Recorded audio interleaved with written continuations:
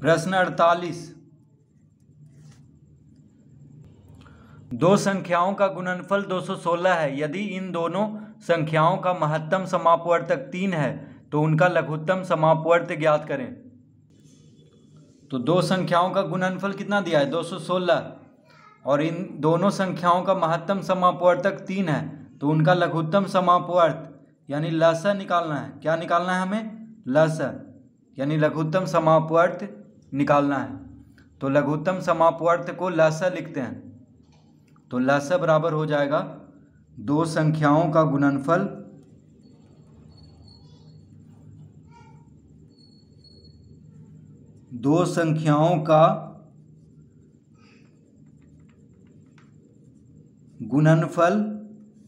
बटा मसा यानी महत्तम समापवर्तक। तो लसा बराबर क्या होगा? दो संख्याओं का गुणनफल बटा मसा। तो लघुत्तम समापवर्त बराबर क्या होगा? दो संख्याओं का गुणनफल बटा महत्तम समापवर्तक। तो दो संख्याओं का गुणनफल कितना दिया हुआ है 216 बटा, तो दो संख्याओं का गुणनफल कितना दिया हुआ है 216 और महत्तम समापवर्तक दिया हुआ है 3। देखिए मासा कितना दिया हुआ है 3। तो लसा यानी लघुत्तम समापवर्त कितना हो जाएगा 216 को 3 से भाग दे देंगे। तो लघुत्तम समापवर्त ज्ञात करने का ये सूत्र होता है यानी लसा बराबर दो संख्याओं का गुणनफल बटा मसा। तो दो संख्याओं का गुणनफल कितना है 216 और मसा कितना है 3 है। तो 216 को 3 से भाग देंगे तो कितना हो जाएगा 3 सते 21, 3 दूना 6 यानी 72। तो लघुत्तम समापवर्त कितना आ गया 72। तो लघुत्तम समापवर्त को लसा लिखते हैं संक्षेप में और महत्तम समापवर्तक को क्या लिखते हैं मसा। तो लघुत्तम समापवर्त कितना आ गया 72। इसका उत्तर कितना आ गया 72। प्रश्न 49। अब हम 49 हल करेंगे। संख्या 36,490 में अंक 6 और 9 का स्थान परस्पर बदल दिया जाए तो नई संख्या एवं मूल संख्या के बीच का अंतर क्या होगा? तो देखिए मूल संख्या कितना दिया हुआ है? मूल संख्या बराबर दिया हुआ है 36,000। कितना दिया हुआ है? मूल संख्या बराबर 36,490। तो मूल संख्या दिया हुआ है। अब कह रहा है कि 36,490 में अंक 6 और 9 का स्थान परस्पर बदल दिया जाए तो नई संख्या, तो 6 और 9 का स्थान बदलने के लिए कह रहा है। तो नई संख्या क्या होगा? तो हम लिखेंगे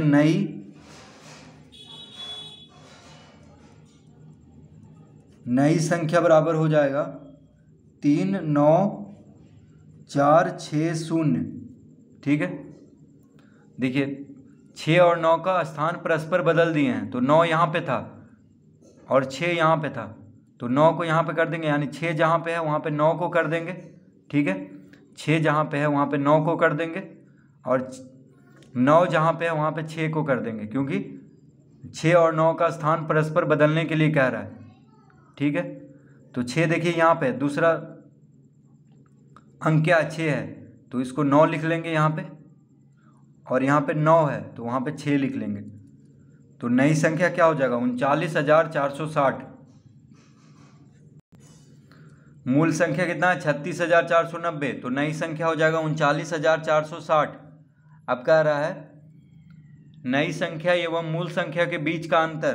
तो देखिए लिखेंगे अंतर।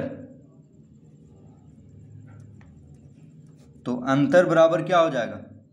नई संख्या कितना है 39,460 माइनस, देखिए बड़ा कौन आया नई संख्या? यहाँ पे 36,490 है, यहाँ 39,460 है तो बड़ा कौन है? नई संख्या बड़ा है। तो नई संख्या में से मूल संख्या को घटा देंगे क्योंकि बड़ा में से छोटा घटाया जाता है। तो 36,490 को घटा देंगे तो अंतर यानी इन दोनों का अंतर ज्ञात हो जाएगा। तो 0 में से 0 गया 0, 16 में से 9 गया 7, देखिए 9 7 16, ये हो गया 3, तो 13 में से 4 गया 9, ये हो गया 8, 8 में से 6 गया 2, 2970। इसका उत्तर कितना आ जाएगा 2970। यानी नई संख्या और मूल संख्या का अंतर कितना होगा, नई संख्या एवं मूल संख्या के बीच का अंतर क्या होगा 2970।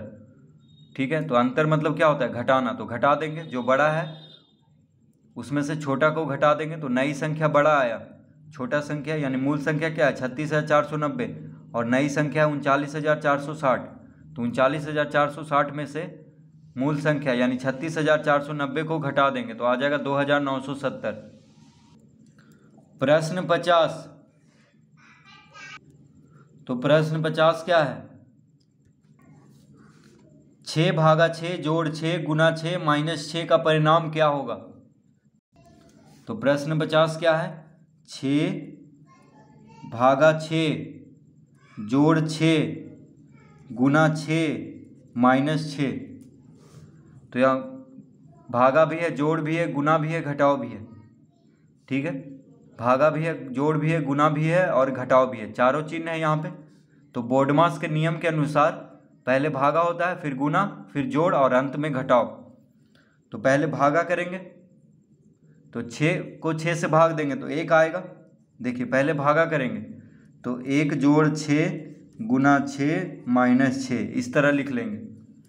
तो भागा हो गया है, पहले भागा होता है, फिर गुना, फिर जोड़, फिर घटाव।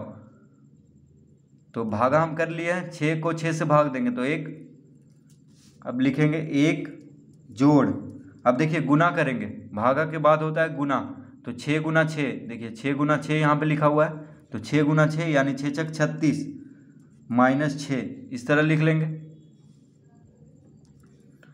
अब जोड़ करेंगे, फिर अंत में घटाव। तो 36 और 1 कितना होगा, देखिए यहाँ पे घटाव है, 6 माइनस में है तो इसको घटाना है। तो पहले जोड़ होगा, तो 36 और 1 को जोड़ेंगे तो 36 1 37। अब घटाव करेंगे, अंत में घटाव होता है, तो पहले भागा, फिर गुना, फिर जोड़, घटाव। 17 में से ये 7 में से 6 गया 1, ये हो गया 3 यानी 31। इसका उत्तर कितना होगा 31। तो इस तरह प्रश्न 50 तक हल कर लेंगे।